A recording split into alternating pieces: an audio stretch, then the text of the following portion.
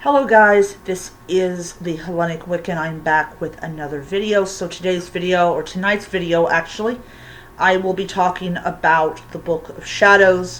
What exactly is it? And why is it the most important book?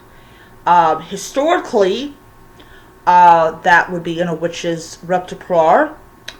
And I will show you guys mine, not the inside of it, but just the outside of it, and kind of help people out.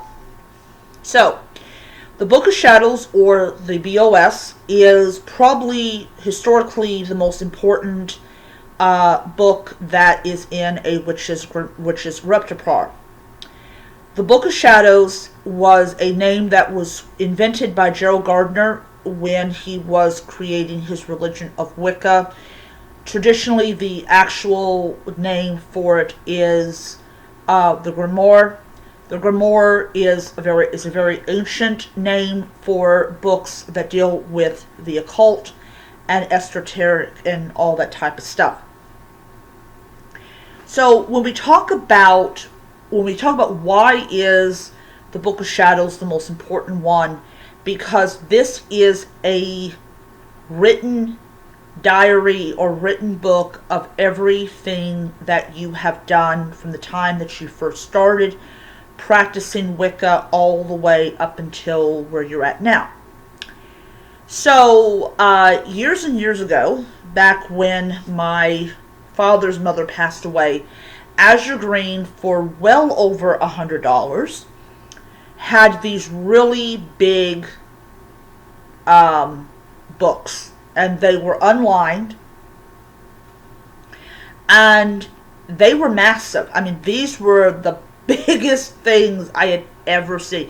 They were a lot bigger than your traditional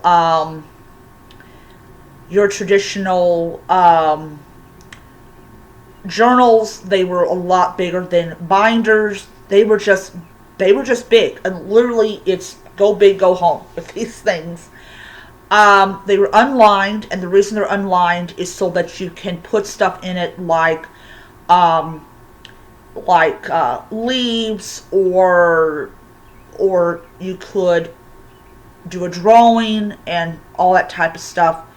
But these were mega books. So, when you first start in the religion of Wicca, one of the most important tools that you must have, even if it's digital, is your Book of Shadows. So I showed you in the previous video, this is mine.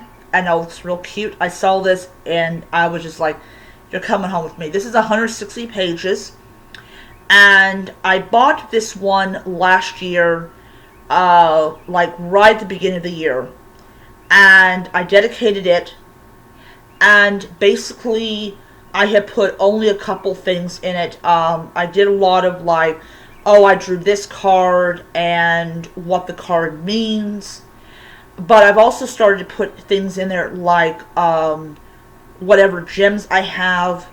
And what I generally do is I will go and I'll write down 3 gems I have, or 3 stones I have, and I'll go on the computer and I will look up exactly what are the properties of that particular stone. Generally, the color can give you a really good hint on what the stone is good for, just like the shape of a plant can give you a very good idea of what it is good for. But if you don't have the knowledge of is the plant poisonous, then the rest of it is pointless and useless. So you don't have to buy a over $100 book as a Book of Shadows. You can in fact have a digital one, which is a little bit more risky, especially if you have like parents that don't support what you're doing, or you don't want them to know what you're doing. My advice on that is label it as something else. I think there's a way to erase what file you've been on. Also, you can have a binder, which is really helpful because you can remove pages and rearrange them and everything. You can have, of course, the book. Yeah, so you can, you can have that. The Book of Shadows is for people who want to know what is generally in a Book of Shadows. Well, generally in a Book of Shadows, you will have candle colors, stone color, which stone is good for what. You might have what did you dreams that you had. You would have recipes for like potions and ointments and all various different types of things. Now, when you first start out, you will probably generally just have like your thoughts and experiences learning the craft. You'll probably have some information that you'll be able to use later on down the road. I really do not know how many Books of Shadows one witch will ever accumulate within their lifetime, because I am going to say this, I have had a total of about 8 Book of Shadows in my almost 30 years practicing the craft, and I'm going to tell you something, I've lost almost all of them except for the one I bought a couple of months prior to Mom's passing. A little tiny one that I still have covered up because of where it was at before. I probably will uncover it later on down the road when I know it's safe to do so. This one, and of course this one. Yeah, so this one is my main Book of Shadows, and when I fill this up, I will be getting another one. Another thing that is typically in a Book of Shadows is rituals and spells, and when you're doing that, I really advise you to leave a place blank so you can write down if it worked or if it did not, and all that type of stuff. So those things are vital because you can later on look at it and say, okay, this is what I probably did that it didn't work, so we're going to try a different way. Books of Shadows are very private.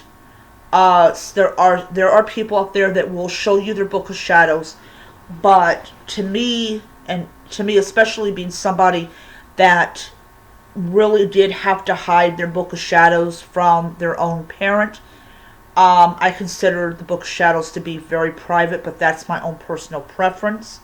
You don't have to follow what I do. But yeah, so probably I think what I will probably end up doing is probably when I reach a 10-year mark from this video, I will probably count how many Books of Shadows that I have. I probably will end up having several of them. But anyways, but yeah. So, anything else I want to include?